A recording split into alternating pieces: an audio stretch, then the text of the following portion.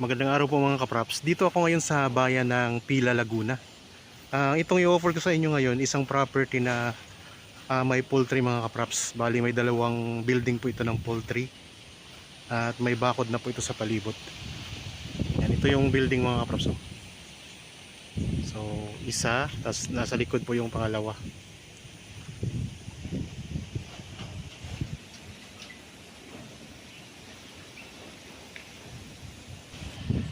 Ang right of way nito, so meron na po itong right of way na ang bibili po yung mismong may-ari nitong property, yung seller mga kaprops.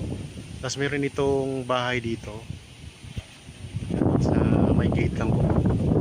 50 meters lang po ang distansya nito sa Barangay Road at 3 minutes travel time lang po pupunta sa National Highway. At ang distansya nito sa town proper ay 2 kilometro lang mga kaprops. Nasa 3 minuto lang din po na biyahe. Yan, ito yung front ng property mga kaprops. Yan, wala doon, pupunta dito po. Yan, hanggang doon po mga kaprops ang front nito. So 1 hektarya meron ng bakod mga kaprops at may building na po. Itong building may mga ilan tayo na part na for renovation na po mga kaprops. Yan, ito yung building. Meron din pong kailangang i-repair. So meron na rin po itong zoning permit mga kaprops. Yan, libutin natin to. Ako nga po pala si Buds, ang inyong laging kasama para sa virtual viewing sa mga property na ino-offer namin. May mga bako din po siya na barbed wire. Tapos yung ibang bakod niya ay medyo nasira na po, kaya kailangan nating ipagawa ulit. So sa ngayon may mga alagang baka dito. Kaya mga baka.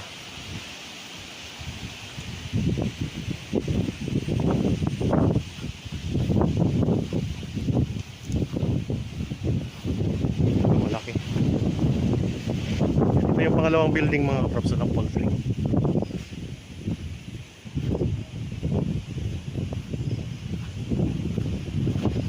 Ang distansya naman ito sa Metro Manila mga kaprops, nasa 1 oras at kalahati lang. So napakalapit lang. So ngayon medyo makulimlim yung panahon, paulan-ulan po at mahangin dahil meron nga pong habagat ngayon. So kahit habagat po ay patuloy pa rin akong nagbibigay sa inyo, nagpapakita ng mga property na for sale mga kaprops, kasi may mga nagpapatulong po sa atin para mabenta ang kanilang mga property. Kaya tuloy-tuloy po ang ating trabaho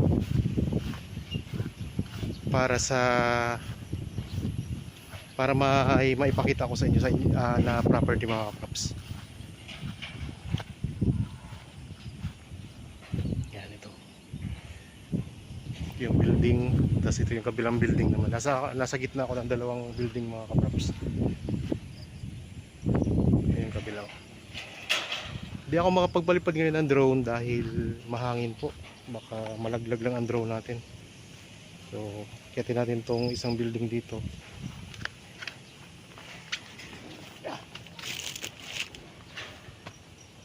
Kita natin ang itsura mga kaprops. Yan, ito po. Meron na dito ang linya ng kuryente at saka tubig.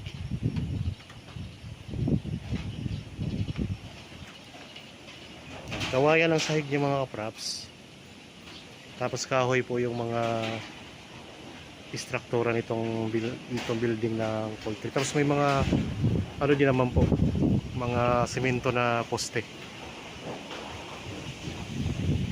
Dito sa baba, mga semento ang poste niya sa baba, sa ilalim.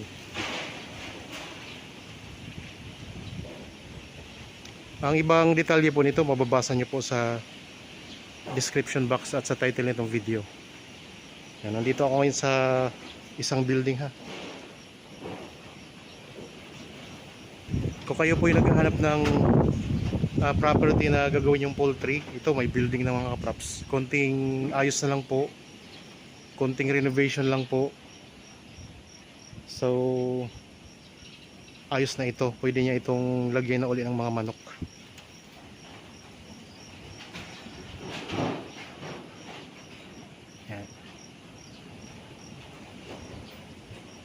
ano siya, yung 45 days ang alaga nito dati ng dating nagre-rent dito sa poultry mga kaprops. Yan, pahaba ang building niya.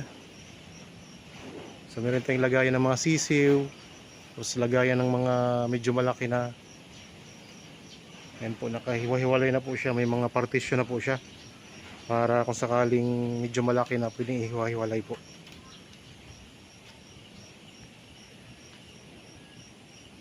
So medyo malawak to mga kaprops kasi ano ito, 1 hektarya ang sukat o nasa 10,000 square meters.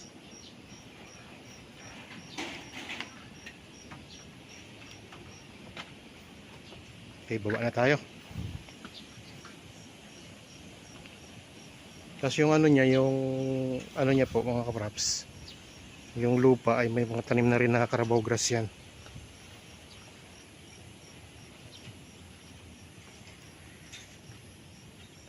Okay, dito na tayo ulit sa baba.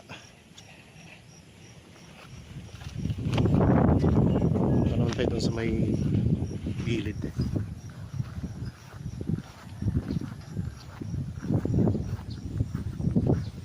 Ulitin ko lang mga kaprops, ang distansya po nito sa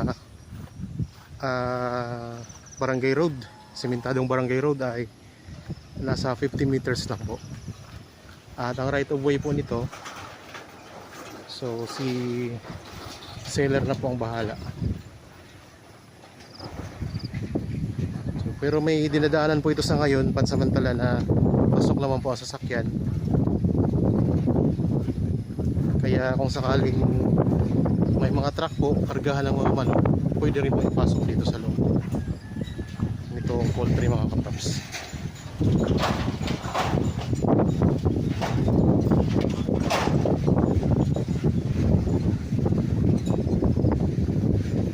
Yan, ito po ang ano, ang boundary natin. Ito yung boundary ng site. Merong ano, kulungan din ng mga baka pala yun mga kaprops. Kulungan ng baka. Dito medyo sira na dito yung area na to. Lakas ng hangin.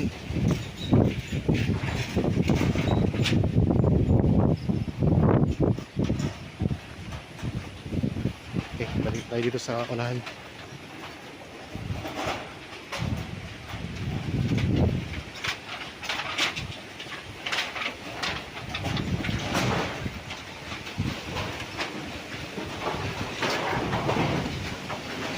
Kita nyo mga kaprops, ang lakas ng hangin.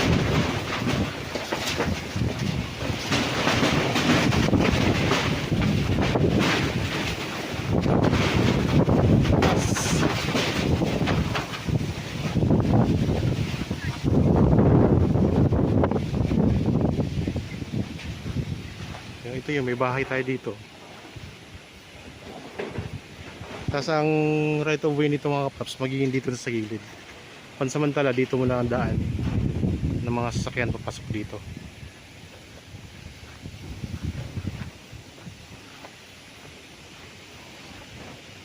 Tingnan nyo po, ayun lang po ang kalsada mga kaprops. Ayun lang ang kalsada. So 50 meters nga lang po ang distansya nun mula dito. Akitin ko naman po itong isang building.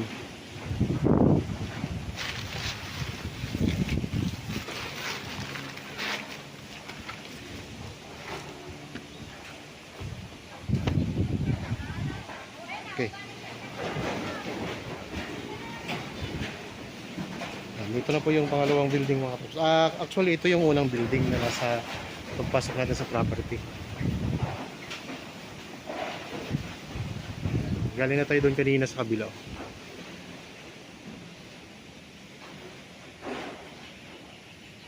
Magkasing haba lang sila mga kaprops at saka magkasing lapad yung dalawang building na nandito. Ang detalye nga po, ang presyo nito, pati yung mga description nito, mababasa nyo po sa description box at sa title nitong video. Tapos kung may mga tanungan po kayo, meron naman tayong contact details na nandyan po sa inyong mga screen. Pwede kayong mag-message sa amin, tumawag o kayo mag-chat.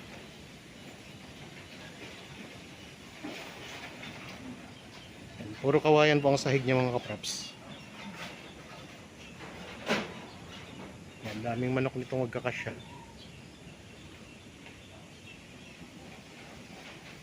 Patag din naman po ang lupa nito.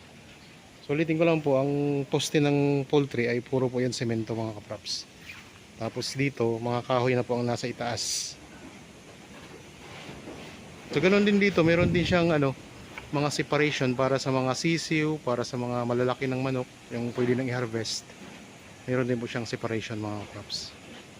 So ang kagandahan, napakalapit po sa bayan. Tulad ng nabanggit ko kanina, ang distansya nito sa town proper ay nasa 2 kilometers lang po o nasa 3 minutes travel time lang. At ang distansya naman po sa highway, national highway na po yun ha, ay lang po, ganoon din 3 minutes travel time. At ang distansya sa Manila nasa 1.5 oras ng mga kaprops.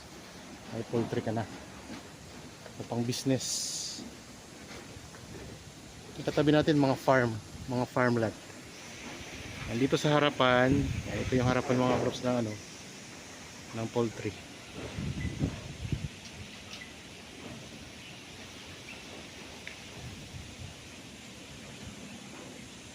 So dito yung ayun po yung kalsada, yung barangay road. 50 meters lang. Mayroon ng mga bakod sa palibot. May linya na ng kuryente at saka tubig. Okay mga kaprops, kung naghahanap kayo ng poultry, so ito po pwede nyo tingnan dito sa Pila, Laguna. Okay, para po sa bago pa lang sa akin channel at napadaan lang dito sa akin channel, huwag nyo pong kalimutang mag-subscribe at pindutin na rin po ang notification bell para lagi kayong updated sa mga bagong property na i-offer namin.